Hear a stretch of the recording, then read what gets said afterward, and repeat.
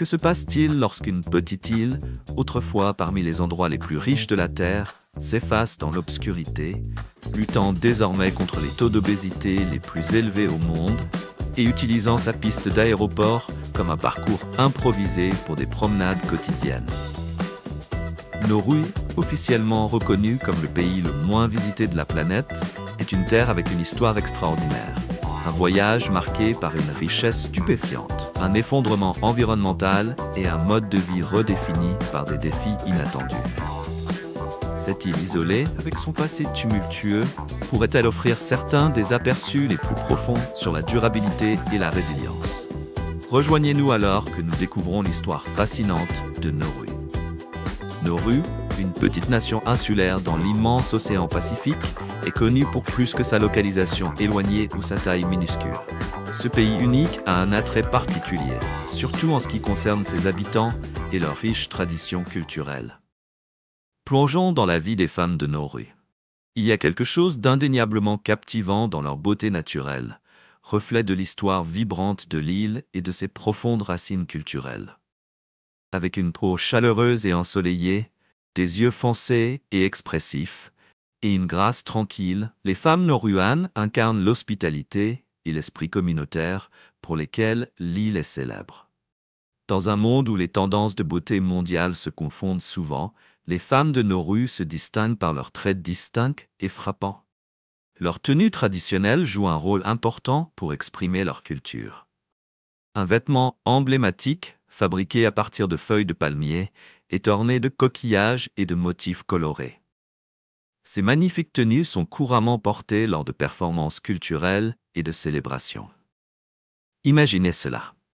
Un groupe de femmes se déplaçant gracieusement dans des danses traditionnelles, leurs vêtements se balançant rythmiquement, représentant de manière vivante et inoubliable l'essence de Nauru. Pourtant, ce qui distingue vraiment Nauru, ce n'est pas seulement sa beauté visuelle, mais la chaleur et la gentillesse de son peuple. Connu pour sa communauté soudée, Nauru accueille les étrangers à bras ouverts, traitant les visiteurs comme de la famille. Cette hospitalité n'est pas qu'anecdotique. Un rapport du Forum des îles du Pacifique en l'année 2024 a révélé que près de 90% des visiteurs se sont sentis véritablement accueillis durant leur séjour. C'est un chiffre impressionnant, n'est-ce pas? Si vous avez la chance de visiter lors d'un festival ou d'une célébration locale, vous ne serez pas seulement divertis. Les familles invitent souvent les invités à se joindre aux festivités, offrant de délicieux repas faits maison et partageant des histoires touchantes sur la vie sur l'île. C'est une expérience qui crée un rare et durable sentiment de connexion. Alors, qu'en pensez-vous? La petite taille de Nauru et son emplacement éloigné cachent-elles une histoire plus grande et plus significative que ce que la plupart des voyageurs pourraient imaginer? Pourrait-ce être l'un des endroits les plus amicaux que vous n'avez jamais entendus? Partagez vos pensées dans les commentaires ci-dessous. Saviez-vous que près de 71% de la population de Nauru est classée comme obèse?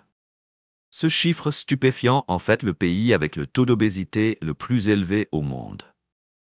En vous promenant dans les rues, en visitant les marchés locaux ou en dînant dans un restaurant, il est clair que l'obésité est un défi répandu. Une crise si grave qu'elle est souvent décrite comme une épidémie. Mais comment cette nation insulaire a-t-elle atteint un tel point critique? Les racines de ce problème remontent à l'effondrement de l'industrie minière de phosphate autrefois florissante de Nauru. Il y a des décennies, Nauru était parmi les nations les plus riches par habitant, grâce à ses abondantes réserves de phosphate. Cependant, lorsque ces ressources ont été épuisées, la richesse de la nation a également disparu. Aujourd'hui, Nauru dépend fortement des aliments transformés importés et peu coûteux, tels que les nouilles instantanées, les viandes en conserve et les boissons sucrées. Ces produits malsains sont devenus des éléments de base de l'alimentation, alimentant la crise de l'obésité. Pour aggraver les choses, une grande partie des terres de Nauru a été dévastée par l'exploitation minière de phosphate, la rendant inutilisable pour l'agriculture. Sans la possibilité de cultiver leurs propres aliments frais, les résidents n'ont d'autre choix que de compter sur des importations malsaines. De plus, une croyance traditionnelle selon laquelle être en surpoids est un signe de prospérité et d'affluence a aggravé le problème. Couplés à un mode de vie largement sédentaire, ces facteurs ont fait grimper les taux d'obésité. Étonnamment, environ 40% de la population souffre de diabète de type 2, ce qui donne à Nauru le taux de diabète le plus élevé au monde. Pour lutter contre cette urgence sanitaire, le gouvernement a recours à des solutions créatives et inhabituelles. L'une des plus notables, transformer la piste de l'aéroport de l'île en une piste d'exercice improvisée. Avec des espaces ouverts limités, Nauru ne mesure qu'environ 8000 carrés. La piste est devenue une solution pratique. Elle offre une rare zone plate où les habitants peuvent marcher et rester actifs. Imaginez la scène, des résidents utilisant la même piste pour leur routine de fitness quotidienne que celle utilisée par les avions pour atterrir et décoller. C'est une réponse inattendue mais ingénieuse à un problème pressant. Cette initiative d'exercice sur la piste n'est qu'une partie des efforts plus larges du gouvernement pour encourager l'activité physique et améliorer la santé publique. Pour une île qui mesure seulement environ 4000 de large et 5000 de long, l'espace semble étroit. Mais grâce à de petits actes déterminés comme ceux-ci, les Nauruans prennent des mesures pour retrouver leur santé et leur bien-être. Avant de continuer, j'ai une petite faveur à vous demander. Si vous appréciez ce voyage avec nous, envisagez de cliquer sur le bouton s'abonner et de taper la cloche de notification. Votre soutien signifie tout pour nous et nous aide à vous apporter encore plus d'histoires incroyables. Si vous faites cela, je promets que mon équipe et moi travaillerons sans relâche pour rendre cette chaîne encore meilleure. D'accord ? L'histoire de Nauru ne se limite pas à la dévastation environnementale et aux luttes de santé publique. Elle comprend également un chapitre fascinant, mais controversé, de son parcours économique. Que faire lorsque la principale ressource de votre pays est presque épuisée et que votre économie est sur le point de s'effondrer? Dans les années 90, Nauru a fait face à ce dilemme alors que ses réserves de phosphate autrefois abondantes s'épuisaient rapidement. Au lieu de poursuivre une solution conventionnelle, l'île a emprunté un chemin non conventionnel et controversé, la banque offshore et la vente de passeports. Pendant cette période, Nauru a enregistré plus de 400 banques offshore. Mais voici le hic, beaucoup de ces banques n'existaient que sur le papier. Elles n'avaient pas besoin de fonctionner physiquement sur l'île. Ce manque de réglementation a transformé Nauru en un point chaud pour les activités financières illicites, y compris le blanchiment de vastes sommes d'argent. On croit que des organisations criminelles russes ont transféré des milliards de dollars par le biais des banques fantômes de Nauru durant cette période. Mais ce n'était pas la seule stratégie que Nauru a employée.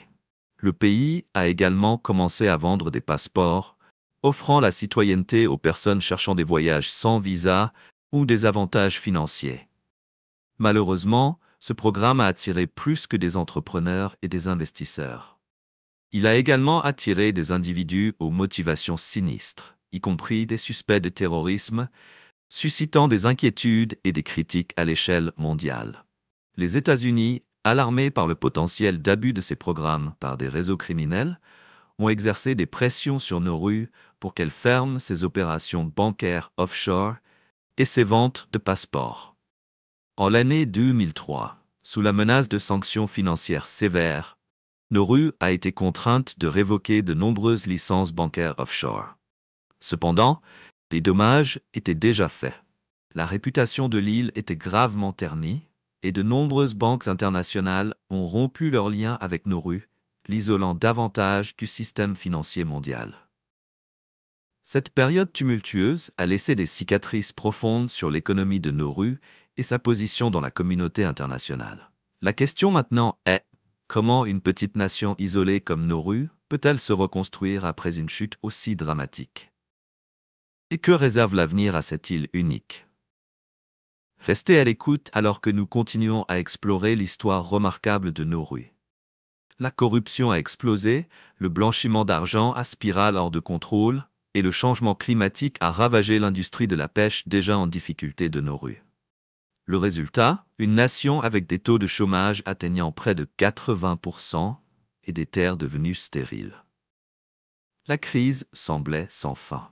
Dans une tentative désespérée d'éviter un effondrement total, Nauru a été approché par l'Australie en l'année 2001 avec une proposition controversée. Transformer l'île en un centre de traitement pour les réfugiés tentant d'atteindre les côtes australiennes. N'ayant d'autres options viables et la faillite menaçante, Nauru a accepté. Cela a marqué le début du centre régional de traitement de Nauru, où les demandeurs d'asile arrivant par bateau étaient envoyés vivre dans des conditions surpeuplées et souvent difficiles. Peu après, des rapports d'abus et de violation des droits de l'homme ont commencé à émerger. Les conditions sont devenues si sévères que la Cour pénale internationale les a décrites comme illégales. Des organisations internationales, y compris les Nations Unies et Amnesty International, ont fermement condamné la situation. En réponse à la montée des critiques, le gouvernement nauruan a pris des mesures drastiques pour contrôler le récit. En l'année 2015, ils ont même temporairement interdit Facebook, prétendant que c'était pour protéger les résidents de contenus inappropriés. Cependant, beaucoup croyaient que la véritable raison était de faire taire les lanceurs d'alerte et d'obscurcir la vérité sur les conditions désastreuses du centre de traitement. Si vous vous êtes déjà demandé pourquoi obtenir un visa pour visiter Nauru est si difficile, cela pourrait offrir un indice. L'île semble déterminée à cacher une grande partie de sa réalité au monde extérieur. Pour ajouter à ce scénario déjà sombre, Nauru n'a aboli la peine de mort qu'en l'année 2016.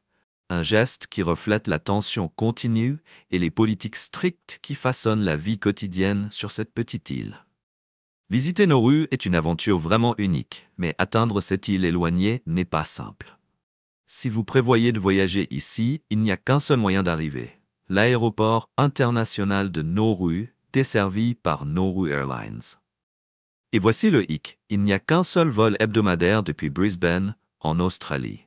Cela signifie qu'une planification minutieuse est essentielle. Avant d'embarquer dans l'avion, vous aurez besoin d'un visa qui coûte 100 €. Le point délicat, vous ne pouvez postuler qu'à l'un des 10 consulats ou ambassades dans le monde. Donc, se rendre à Nauru nécessite une préparation sérieuse. Lorsque vous atterrissez enfin sur cette petite île du Pacifique, vous remarquerez rapidement que les hébergements sont très limités. Il n'y a que 4 hôtels sur toute l'île. L'hôtel Menen est le plus grand, mais ne vous attendez pas à du luxe, ce n'est pas une destination 5 étoiles. Bien que les vues sur l'océan soient époustouflantes, le charme de Nauru réside dans sa simplicité. Oubliez les complexes luxueux ou les forfaits tout compris, c'est aussi authentique que cela peut l'être. Se déplacer sur l'île pose ses propres défis. Sans transport public et avec peu de voitures de location, en obtenir une vous coûtera entre 60 et 100 € par jour. Mais gardez à l'esprit que les services touristiques sont pratiquement inexistants. En fait, la plupart des visiteurs ici ne sont pas des touristes. Ce sont des diplomates, des travailleurs humanitaires ou des fonctionnaires. Le coût de la vie à Nauru peut rapidement s'accumuler. Au-delà des frais de visa de 100 €, les repas vous coûteront entre 15 et 25 €.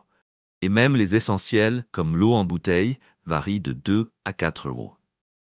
Pour une si petite île, le coût de la vie est étonnamment élevé. Alors, comment Nauru parvient-elle à maintenir ce mode de vie coûteux? Que pensez-vous? Visiteriez-vous l'une des îles les moins fréquentées et les plus isolées du monde? Faites-nous savoir vos pensées dans les commentaires ci-dessous. Nauru est un endroit où la nature brille vraiment, avec des plages immaculées et des récifs coralliens vibrants qui attirent les passionnés de snorkeling du monde entier. La côte de l'île s'étend sur un peu moins de 20 milles et avec plus de 7 000 de récifs coralliens qui l'entourent. Vous n'êtes jamais loin des eaux cristallines grouillant de vie marine. Saviez-vous qu'environ 90% de la côte de Nauru est entourée de ces récifs? Ils constituent un habitat florissant pour les créatures marines, faisant de Nauru une destination de rêve pour quiconque passionné par l'exploration de l'océan. En fait, ces récifs coralliens sont considérés comme parmi les écosystèmes les mieux préservés du Pacifique. Une étude menée en l'année 2024 a révélé que plus de 300 espèces de poissons et plus d'une centaine d'espèces de coraux prospèrent ici, largement intactes par l'activité humaine. Et si le snorkeling ne suffit pas, pourquoi ne pas essayer la pêche?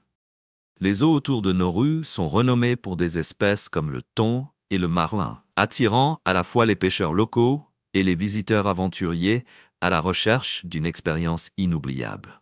Vous préférez garder les pieds sur terre? Les plages isolées de Nauru offrent l'évasion parfaite pour ceux qui recherchent la tranquillité, avec des sables doux et une atmosphère sereine qui devient de plus en plus rare. Pour les voyageurs ayant un esprit plus aventurier, la randonnée à travers les collines de calcaire accidentées offre des vues dramatiques sur le paysage intérieur. Ces pics rocheux se dressent en contraste frappant avec la calme côte turquoise. Bien que Nauru puisse être petite, elle regorge de contrastes et de beauté naturelle qui en font un joyau caché à explorer. Alors, quelle aventure choisiriez-vous sur cette île? Plongeriez-vous dans ces trésors sous-marins ou traverseriez-vous ces sommets accidentés? Partagez vos pensées dans les commentaires ci-dessous. Vous êtes-vous déjà demandé comment une petite nation insulaire pouvait autrefois rivaliser avec les pays les plus riches du monde? Cela semble incroyable, mais Nauru, une petite île du Pacifique, a réussi cela. Et c'était grâce aux déjections d'oiseaux, également connues sous le nom de guano. Mais comment le guano a-t-il pu transformer une nation entière en l'une des plus riches de la Terre? Pendant des milliers d'années, des oiseaux de mer se sont rassemblés à Nauru, laissant derrière eux d'épaisses couches de déjections riches en nutriments. Au fil du temps, ces dépôts se sont solidifiés en phosphate, un ingrédient essentiel dans les engrais qui ont révolutionné l'agriculture mondiale. Pouvez-vous imaginer que près de 80% des terres de Nauru étaient recouvertes de ce matériau, avec des couches atteignant jusqu'à 33 pieds de profondeur? Ce minerai de phosphate, souvent appelé or blanc, est devenu une ressource naturelle inestimable. Au début des années 70, Nauru a pris le contrôle total de ses opérations d'exploitation minière de phosphate et a augmenté sa production à un étonnant 1 million de tonnes par an. L'île a commencé à exporter son or blanc dans le monde entier, et au milieu des années 70, Nauru était devenu l'un des pays les plus riches de la planète. Pour mettre cela en perspective, en l'année 1975, le produit intérieur brut par habitant de Nauru a explosé à 50 000 €. Pour comparaison, le PIB par habitant aux États-Unis à l'époque n'était que de 7 600 €. Celui de Nauru était plus de 6 fois plus élevé. Avec cette nouvelle richesse, Nauru a investi massivement dans l'immobilier étranger, acquérant des propriétés en Australie et même un théâtre à Londres. Certains disent que des trésors ont été secrètement enterrés sur l'île durant son âge d'or. Mais à ce jour, ces histoires restent non confirmées. Il est incroyable de penser qu'une petite île avec une ressource aussi inhabituelle ait pu atteindre de tels sommets économiques inimaginables, n'est-ce pas? Mais comme nous le découvrirons, la prospérité de Nauru n'a pas duré éternellement. Restez à l'écoute pour entendre le prochain chapitre de cette histoire extraordinaire. Cette année, Nauru a célébré son 56e jour de l'indépendance en l'année 2024 avec de grandes festivités. Les parades colorées et les performances culturelles semblaient être une occasion joyeuse. Cependant, sous ces affichages vibrants se cache la dure réalité d'une nation luttant pour survivre au milieu de graves défis économiques. Que s'est-il passé exactement à Nauru et comment cette île autrefois prospère se retrouve-t-elle dans une position si précaire? Le président David Adeyang, dans son discours, a loué la résilience et la force du peuple nauruan, un sentiment qui résonne profondément avec les citoyens endurant des difficultés quotidiennes. Autrefois, l'économie de Nauru prospérait grâce à ses vastes réserves de phosphate qui apportaient une richesse immense. Mais ces jours sont révolus. Les réserves de phosphate sont presque épuisées, laissant derrière elles un paysage stérile. Aujourd'hui, 90% des terres de Nauru ont été dépouillées, dévastées par des décennies d'exploitation minière. Ce qui reste est une île aux prises avec une économie effondrée. Pour un pays d'une population de seulement 10 000 personnes, l'épuisement du phosphate a été catastrophique. Un chômage élevé, une pauvreté généralisée et une dépendance à l'aide étrangère sont désormais les réalités stark de la vie à Nauru. Dans un effort pour générer des revenus, la nation a eu recours à des mesures controversées, telles que l'accueil de centres de détention offshore pour les demandeurs d'asile arrivant d'Australie. Bien que cela ait apporté des fonds cruciaux, cela a eu un coût social et éthique significatif. Malgré les célébrations joyeuses du jour de l'indépendance, les luttes sous-jacentes servent de rappel sobre des immenses défis auxquels l'île est confrontée. Les réalisations de la nation sont éclipsées par son instabilité économique, laissant beaucoup se demander combien de temps un pays peut-il se soutenir lorsque sa principale source de richesse a disparu. Nauru peut-elle trouver un chemin vers un avenir durable? En réfléchissant à l'histoire remarquable de Nauru, il est clair que bien que son peuple célèbre l'indépendance, le combat pour la survie économique est loin d'être terminé. Avant les temps modernes, la vie des Nauruans était étroitement liée à l'immense océan entourant leur petite île. La pêche n'était pas seulement un moyen de rassembler de la nourriture, c'était, et c'est toujours, une partie significative de leur identité culturelle. Mais qu'est-ce qui rend la pêche à Nauru si unique? Ce n'est pas seulement une question de jeter des filets dans l'eau. Les cérémonies de pêche traditionnelles sont complexes, impliquant des prières, des chants et des rituels destinés à demander la protection divine et à garantir une prise abondante. Ces coutumes ont été soigneusement transmises à travers les générations, reflétant le lien durable de Nauru avec l'océan, leur principale source de subsistance depuis des siècles. Le lien de l'île avec la mer ne s'arrête pas là. L'amour de Nauru pour l'océan est également célébré à travers sa tradition de course de canoë. Autrefois, les canoës étaient vitaux pour la survie, fournissant un moyen de transport et permettant l'exploration des eaux environnantes. Aujourd'hui, ce patrimoine maritime est honoré par des courses de bateaux organisées lors de festivals et d'événements spéciaux. Imaginez cela. De petits canoës en bois sculptés à la main, chacun produit par des générations de savoir-faire, courant le long de la côte de Nauru, dans une compétition animée. Bien que cela puisse sembler un passe-temps simple, ces courses sont un rappel profond de la culture maritime profondément ancrée de l'île. Ces traditions vibrantes révèlent comment Nauru continue d'honorer ses pratiques anciennes tout en s'adaptant au monde moderne. Pour les rares visiteurs qui parviennent à se rendre sur cette île éloignée, ces coutumes offrent un aperçu d'un aspect de Nauru rarement vu. Un témoignage de la résilience et de l'esprit de son peuple. Que pensez-vous? Ces traditions séculaires pourraient-elles nous aider à comprendre Nauru d'une manière qui va au-delà de ces luttes? Partagez vos pensées dans les commentaires ci-dessous. Nauru n'est pas seulement l'un des plus petits pays de la Terre. C'est aussi l'un des plus inhabituels de façon qui pourrait vous surprendre.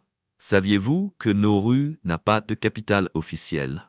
Alors que la plupart des nations désignent une seule ville, ou, dans certains cas, comme la Bolivie ou l'Afrique du Sud, même 2 ou 3, comme leur capitale, Nauru se distingue en faisant les choses un peu différemment. Alors, comment un pays fonctionne-t-il sans capitale? La réponse se trouve à Yaren, un district situé sur la côte sud de l'île. Yaren agit comme la capitale de facto, même si elle n'est pas officiellement reconnue comme telle. Ici, vous trouverez le bâtiment du Parlement, des ambassades de pays comme Taïwan et l'Australie, et le seul aéroport international de Nauru. Cependant, appeler Yaren une ville pourrait être trompeur. C'est plus un centre administratif, manquant de l'infrastructure animée ou de la densité de population des capitales typiques. Pourquoi Nauru suit-elle ce chemin non conventionnel? Cela pourrait-il refléter la simplicité de l'île ou peut-être un choix pratique en raison de sa petite population? Quelle que soit la raison, l'absence d'une capitale formelle à Nauru n'est qu'une des nombreuses caractéristiques qui rendent cette petite île vraiment unique.